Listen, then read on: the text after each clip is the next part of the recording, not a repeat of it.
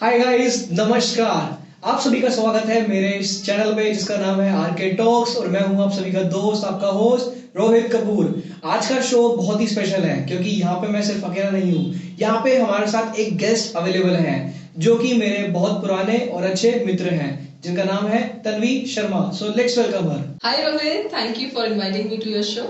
Looking forward to it. Thank you so much Tanvi, आप मेरे जो है एक कहने पर ही आ गए हैं और मेरे को बड़ा अच्छा लग रहा है क्योंकि ये मेरे शो का फर्स्ट टाइम है जहाँ पे सिर्फ मैं अकेला नहीं हूँ, साथ में कोई गेस्ट है। तो thank you so much for accepting my invitation. Thank you. आप सभी को मैं बताना चाहूंगा कि आज हमने स्पेशल गेस्ट में तन्वी को क्यों बुलाया है, because she is the perfect example कि never ever doubt in your dreams. If you work hard for it you are definitely going to achieve it. जैसे कि एक महान व्यक्ति ने भी बोला है कभी, A dream is not which lets you sleep. A dream is what which never lets you sleep. तो आइए जानते हैं तन्वी की इस जर्नी के बारे में। तन्वी, जैसा कि मैं आपके बारे में जानता हूँ कि आपने जो है पीएचडी बाहर से की है, फिनलैंड से की है। तो ये पीएचडी बाहर से करने का ख्याल आपके अंदर कैसे आया? ग्रेजुएशन के बाद मैंने सोच लिया था कि मुझे अब्रॉड से पढ़ाई करनी है, but due to some reasons I couldn't do my masters in abroad. So then I thought कि चलो finally PhD है still which I can do. So तो मैंने सोचा कि चलो PhD करते हैं बाहर से। जब आप PhD के लिए अप्लाई कर रहे थे तो आपके पास कोई गाइडेंस था या फिर कोई मेंटर था जो कि आपको गाइड कर पा रहा था कि PhD के लिए इंजीनियरिंग इंस्टीट्यूट पे अप्लाई करना पड़ता है, इस कंट्री में अप्लाई करना पड़ता है? तो रोहित, होता ऐसा है कि जब आप अप्लाई करते हो तो आपको नीड होती है काउंसलर की। So I had the opportunity. One of my friend suggested me that yes, you can go and contact this person. So I did, but it was just for the initial phase. उसके बाद, like maybe you can say it started from December. Like I had the counselor in December, and till April I had his help, support, and he supported me in preparing SOP, cover letter and sort of documents, but after that it was just me who carried it forward. So you told me कि आपने जो है एक counsellor higher किया था and उसके मदद से आपने जो है काफी जगह अप्लाई किया, बट ये प्रोसीजर क्या है, प्रोसेस क्या है इसका? Okay, so होता क्या है Rohit, there is like two types of PhDs. One is that you go and take admission in a university like you do it for masters. But at the same time, there is self-funded PhD, which most of the people doesn't know about it. So in the first one, it's like masters. You go into the college, apply for it, and then you get a stipend for it. But for self-funded PhD, there is no stipend. That means you have to take care of your living expense on your own. जैसा कि आपने बताया कि PhD में जो है apply करने के दो तरीके होते हैं, एक होता है सेल्फ फंडेड और दूसरा होता है कि आप जो है as a PhD student admission ले रहे हो। तो ये जो सेल्फ फंडेड के आपने जब अप्लाई किया होगा तो इसके पीछे एक स्ट्रगल होगा, तो उसके बारे में कुछ हाईलाइट कीजिए कि वो स्ट्रगल कैसा था, आपने कैसे जो है इस यूनिवर्सिटी को अप्रोच किया कि यार नहीं, मेरे को इधर ही लेना है और मैं इसी प्रोफेसर के अंडर जो है काम करूंगी। एक्चुअली रोहित, होता ऐसा है कि ये पूरा प्रोसेस होता है। It's just not like a one day work, but it's like a months, months में आप इस काम को करते हो। तो बेसिकली सेल्फ फंडेड में होता क्या है, आप एक ईमेल ड्राफ्ट करते हैं, उस ईमेल को आप यूनिवर्सिटीज में आपकी फील्ड ऑफ प्रोफेसर्स को भेजते हैं। So first what you have to do is you have to select the universities, कहाँ आप जाना चाहते हैं। First I would say country, किस कंट्री में आप जाना चाहते हैं। उसके बाद उस कंट्री में आपकी फील्ड की यूनिवर्सिटीज, एंड देन उन यूनिवर्सिटीज में आपके फील्ड के प्रोफेसर्स आपको सर्च करने हैं। Then after that you have to draft an email with your research proposal and send it to those professors. So at times professors will be willing to work with you, but at the same time they will reject you because either they don't have funding or they don't have time or they are not interested in your research proposal, because here you are proposing your work, they are not asking or willing to work with you. So you have to make the proposal in such a way that it is convincing that they are ready to work with you. So this is what it happens, like you have to send an email to them. तो ये जो universities में आपने जो है apply किया है, email draft किए हैं, तो जो ईमेल्स हैं ये कहाँ, मतलब नेट पे अवेलेबल है ऑनलाइन, या फिर आपको कोई स्पेशल कोटा होता है कि अप्लाई करने के लिए, या फिर कोई ऐसा आपके पास मंत्र है, मूल मंत्र है जिसको आप शेयर कर सकते हो हमारे साथ? एक्चुअली ऐसा कुछ भी अवेलेबल नहीं होता है. आई वुड से अवेलेबल होता है, but it's just like it's your work, so you know, like you have to first introduce yourself, that who are you, because professor doesn't know that who are you.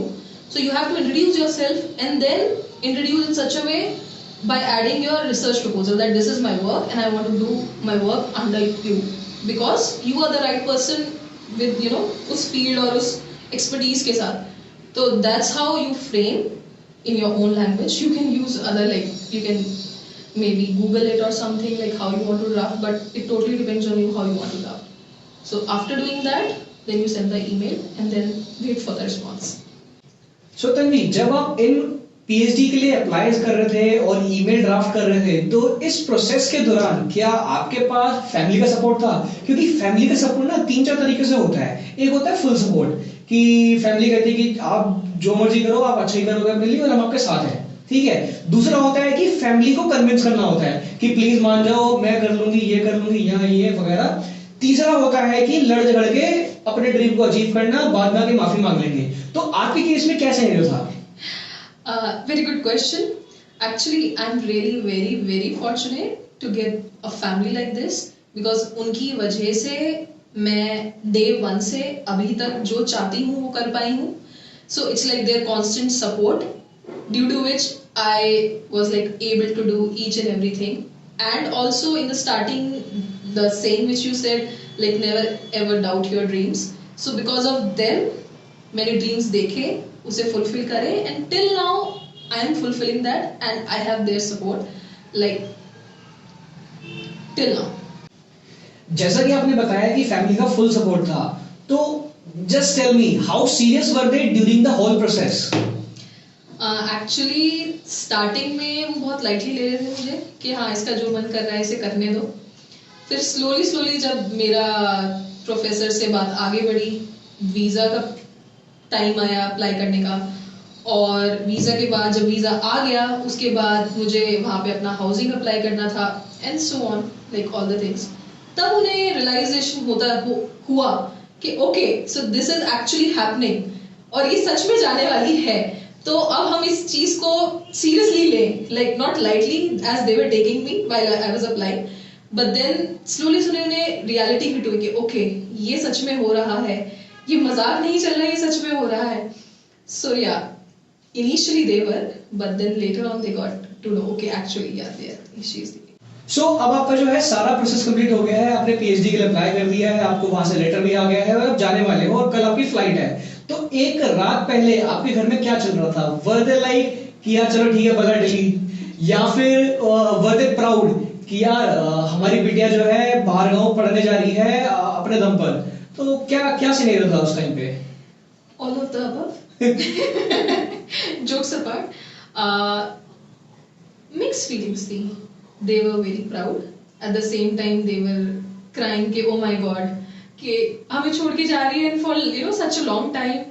And even I was like super nervous because first time, you know, कुछ अजीब सी feeling, like tickling feeling in the tummy, something like weird. I remember like me and mom and brother, हम लोग CP गए थे, हमने chill out किया, खाना खाया मस्त.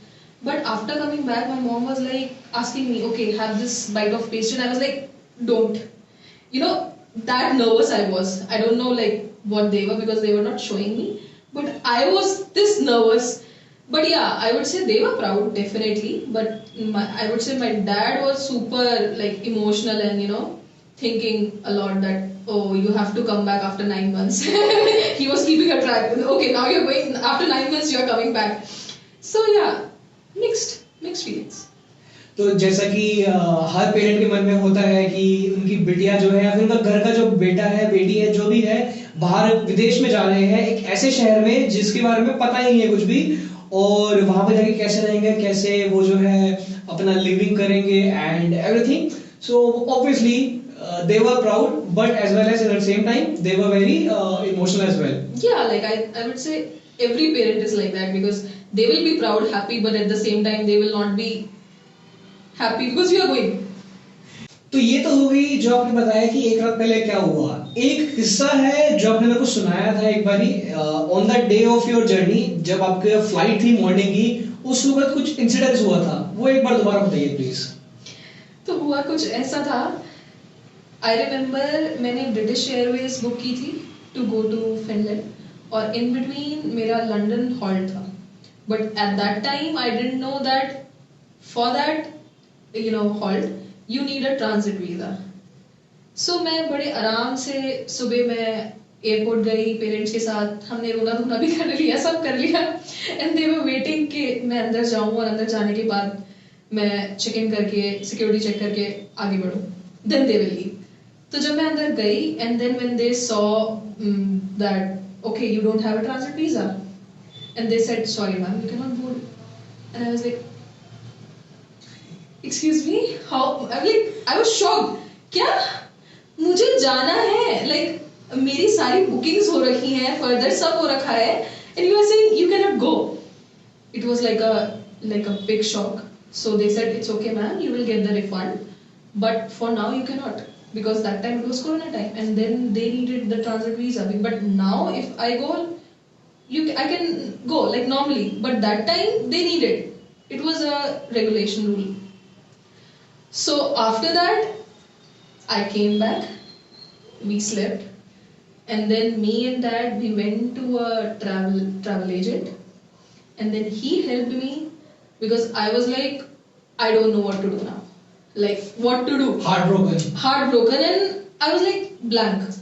So then that travel agent he helped us, and he was like okay so next flight is in the night, midnight, and that's the only flight right now which is in your budget, and that too costed us like 1 lakh, and after that क्योंकि वो summer time था तो बिल्कुल ही 1.5-2 lakhs की tickets हो रही थी, तो that time 1 lakh was like a big thing.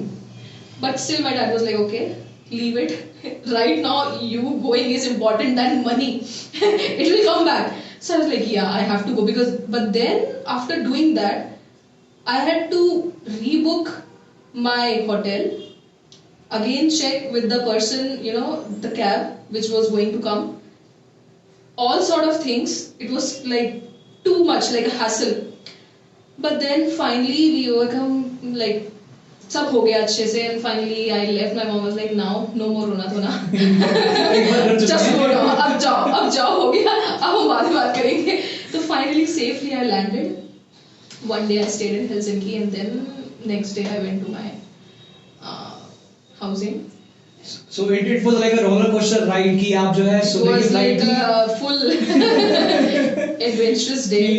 I'm going to go, but एकदम ही जो है ना ये क्या हुआ यार, अब क्या करूँ, what to do now, तो but good कि आपने जो है उस सिचुएशन को इस तरह टैकल किया एंड उसको जो है ओवरकम किया, और आप जो है फाइनली गए, है ना, कुछ अरेंजमेंट्स करने पड़े, obviously you have to redo that all those stuffs that you have done so far, but ठीक है, उसका भी एक वर्थ होता है, मतलब ये भी एक मेमोरी है ना? Yeah, definitely it's a memory. मतलब मेरा वेलकम लाइक फिनलैंड में इतना अच्छा हुआ। सो अभी आप जो है फिनलैंड में लैंड कर चुके हैं, एंड जैसे ही आप वहाँ पे पहुंचे हैं तो आपको दिखता है एक नया एनवायरनमेंट, नए चेहरे, नए लोग, क्योंकि नया देश है, तो क्या आप इजीली एडजस्ट हो गए थे उस एनवायरनमेंट में, उस कल्चर में इजीली अडॉप्ट हो पाए थे, या फिर अगले ही दिन पिताजी का आपका फोन आया कि बिटिया एक काम कर, तेरा एक दिन घूमना हो गया, मैं टिकट बुक कर रहा हूँ और कल तू वापस आ रही है? नहीं ऐसा कुछ नहीं हुआ। दो उन्हें डाउट था पापा मम्मी को दैट मैं 6 से 8 महीने के बीच में घर वापस आ जाऊंगी क्योंकि मेरा मन नहीं लगेगा, बट टच वुड ऐसा नहीं हुआ। अभी तक 2 साल हो गए हैं मुझे वहाँ पे, बहुत अच्छे से मैं रही हूँ, एंड लकीली मेरी रूममेट बहुत अच्छी थी जिसने मुझे बहुत सपोर्ट किया, और मैंने इस टाइम में बहुत सारी कंट्रीज एक्सप्लोर करी, फिनिश कल्चर एक्सप्लोर करा, और उनका लिविंग कैसा है वो एक्सप्लोर करा। So it's like over and all बहुत सारी लर्निंग्स हैं इस 2 years में। आपको खुद से कैसे घर पे रह के सब चीज़ें मैनेज करनी है वो मैंने सीखा, लाइक कुकिंग हो गई, लॉन्ड्री हो गई, your work, grocery shopping, everything. So you have to do everything on your own. So ये पूरा खुद से करना ये अपने आप में एक बड़ी बात है, तो वो मैंने सीखा। और that's why I'm like very proud and proud that I proved my parents that yes, I can be, you know, on my feet and I'm doing this much myself, and obviously because of them, their support and how. सो तन्वी, मेरी team ने अभी just prompt किया है कि आपसे मैं एक main question, जो इम्पोर्टेंट क्वेश्चन है, पूछना भूल गया हूँ। तो अभी हम पीएचडी का डिस्कशन कर रहे हैं कि आपकी जर्नी कैसे रही और क्या क्या आपने जो है स्ट्रगल किया, बट पीएचडी आप किस डोमेन से कर रहे हैं? इसका जवाब देने से पहले मैं ये पूछना चाहती हूँ आपकी टीम कहाँ है? वो एक्चुअली टीम मैं अकेला खुद ही हूँ और मैं खुद ही को बता रहा हूँ कि यार पूछ लेना चाहिए अब। ठीक है। मैं पीएचडी डेटा साइंस में कर रही हूँ from Tampere university in Finland. Okay, so हमारे जो व्यूअर्स आपको देख रहे हैं, आपको सुन रहे हैं, तो क्या वो आपसे कैसे कनेक्ट कर सकते हैं, कहाँ पे कनेक्ट कर सकते हैं? They can connect me on LinkedIn. I'm active there and I'm ready to help and guide them, your viewers, at any time. और जितना भी आपसे बल पड़ेगा आप जो है उनको उतना ही गाइड करेंगे, right? So thank you so much Tanvi for being on my show. It was such a great pleasure having you here and I wish you all the best कि आपके आने वाले जितने भी ड्रीम्स हैं आप उनको इसी तरह अचीव करते रहे और ऐसे ही अपने पेरेंट्स को प्राउड फील करवाते रहे। Thank you so much Rohit, and thank you for having me in your show, and I, you know, watch all your videos and you're doing a good work. Keep up the good work and all the best. Thank you. So, आज के episode में हमने जाना कैसे परिस्थितियां हमारी हर समय परीक्षा लेती रहती है और उसी परीक्षाओं में तन्वी ने अव्वल नंबर हासिल किए। उन अव्वल नंबर हासिल करने में उनके जो मेन सपोर्ट है वो है पेरेंट्स की साइड से। तो hats off to her parents कि उन्होंने किस तरह तन्वी को उनकी जर्नी में सपोर्ट किया।